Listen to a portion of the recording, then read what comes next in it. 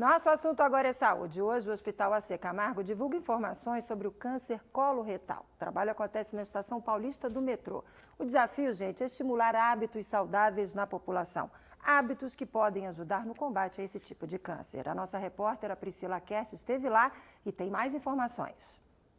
A ação é promovida pela concessionária que opera a linha 4 amarela do metrô aqui na capital paulista e o Hospital AC Camargo, para conscientizar a população sobre a prevenção e a importância do diagnóstico precoce do câncer de colo retal, que atinge parte do intestino grosso e também o reto. Então, quem passar aqui pela estação paulista do metrô, que fica na Rua da Consolação, vai encontrar esse estande que tem indicações de alimentos que podem ser incorporados numa dieta saudável, que junto com o exercício físico serve para prevenir essa doença. Eu vou conversar agora com o médico Tiago Bezerra, que é cirurgião oncológico. Boa tarde, Tiago. Qual a importância da prevenção e como ela pode ser feita? O câncer coloretal ele vem aumentando a incidência conforme o passar do tempo no Brasil. Hoje ele responde pelo terceiro em homens e segundo já causa de câncer na mulher. Então, como é um número que vem crescendo, a gente tem que aumentar e divulgar isso para a população, como fazer o diagnóstico. Por quê? Porque o diagnóstico precoce é fundamental para a cura, né? A gente falar em estadios precoces, a gente fala em 95% de cura com os tratamentos que tem hoje em dia. E como que a gente faz nessa pesquisa e como que a gente faz? Existem dois tipos. A pesquisa de sangue oculto nas fezes, que é um exame simples que dá para fazer no posto de saúde, para pesquisar se tem algum sangramento que o paciente ainda não esteja vendo. E a colonoscopia. A colonoscopia é um exame melhor, porque além de você fazer o diagnóstico, você pode tirar lesões precoces, que são os pólipos intestinais, e com isso diminuir a incidência da transformação desses pólipos. Esses dois tipos de rastreio estão indicados para os pacientes acima de 50 anos e pode ser feito tanto na rede pública como na rede privada. Em relação à prevenção, o que pode ser feito? Prevenção, hábitos alimentares principalmente, né? A gente sabe que o câncer de intestino, o câncer coloretal, ele está intimamente ligado com a dieta e com o tipo de vida. Imitando o tipo de vida ocidental, americano e europeu, a gente está aumentando essa incidência. Provavelmente pela ingestão de uma alimentação não regrada e pior do que a gente faz no dia a dia. E pode ser mudado? É o que a gente sabe, a carne vermelha, álcool e tabaco estão intimamente ligados. Então isso, já diminuir a ingestão desses já é alguma coisa muito boa para se fazer. Obrigada, doutor, pelas informações. Márcia. Tá dado o nosso recado. Vamos continuar falando de saúde? Olha, historicamente o mês de abril, que está aí, gente, ó, batendo a nossa porta, é um mês de pico no número de casos de dengue aqui em São Paulo. E esse ano a preocupação das autoridades de saúde é ainda maior por causa dos casos de Zika vírus. Para falar sobre o assunto, hoje o Repórter São Paulo abre espaço para dois profissionais. A gente está recebendo aqui, ali na ponta, o virologista Daniel Ferreira de Lima Neto, que é da rede Zika da USP. E aqui ao meu lado, o professor Jaime Augusto de Souza Neto, pesquisador do Instituto de Biotecnologia da Unesp. Oi, boa tarde, obrigada pela presença de vocês. Boa tarde, prazer. Eu acho que a gente pode começar fazendo um balanço do trabalho da Rede Zika, que começou ali para outubro, novembro do ano passado, e vocês dois fazem parte, as universidades fazem parte, né? Começamos... Daniel, pode começar? Sem problemas. Qual é o balanço que dá para fazer do trabalho de lá para cá? Nossa, está bem avançado. Tem muita coisa interessante acontecendo no laboratório, e isso tudo aconteceu graças a uma colaboração que aconteceu com a África, né? Então, a África tem esse vírus já há muito tempo, eles trouxeram para cá todo esse conhecimento e disponibilizaram aqui para o Brasil, então isso foi fundamental. Então, a maior parte dos laboratórios hoje que trabalham com diagnóstico, com todo esse acompanhamento do vírus, veio da África, né? Então isso a gente deve para eles, né? Isso daí foi proliferado, a rede foi montada justamente para isso, para trazer esse conhecimento e difundir.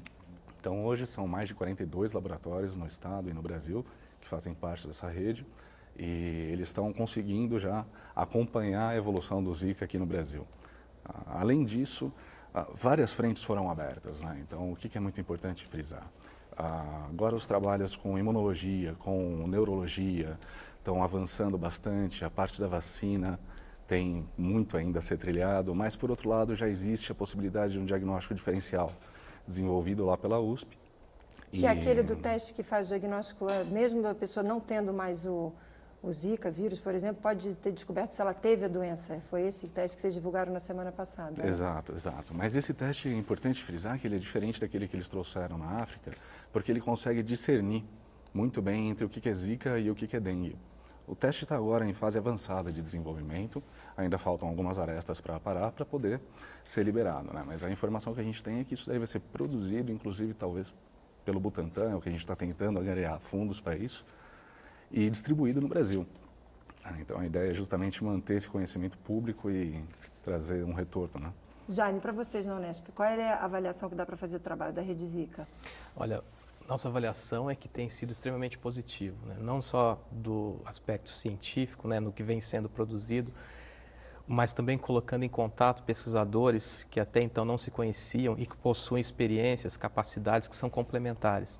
Então, hoje, por exemplo, né, o grupo que eu coordeno em Botucatu e outros grupos também da Unesp, né, de outras instituições, têm tirado uma enorme vantagem dessa rede formada no estado de São Paulo. E tem membros, por exemplo, sendo capacitados, treinados na manipulação de outros vírus, de outras linhagens celulares, ou seja, incorporação de técnicas, né, importantes para o laboratório, né. O nosso grupo, né, a gente tem uma abordagem, assim como o grupo de vetores da Rede Zika, que estuda os vetores, tem uma abordagem um pouco diferente. Então, o nosso papel é tentar entender quais são os principais vetores, né, transmissores da Zika, quais são os mosquitos que estão naturalmente infectados com o vírus Zika, na natureza, né?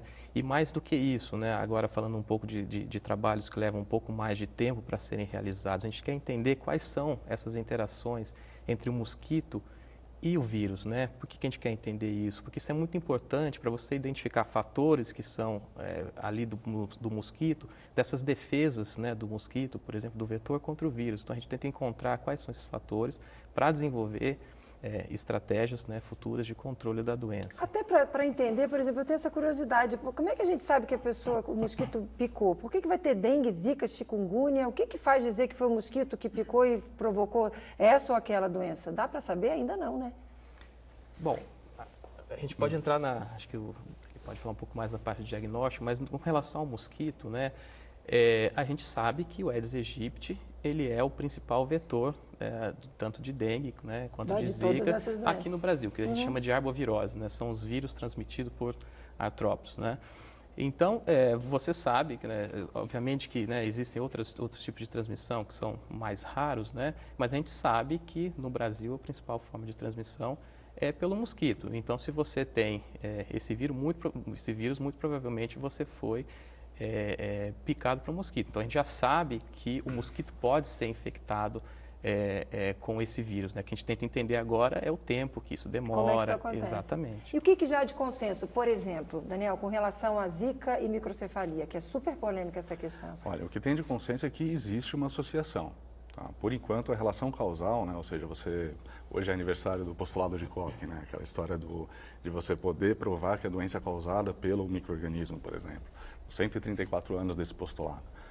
É importante a gente colocar que essa relação causal ainda não foi provada, mas a associação é muito evidente.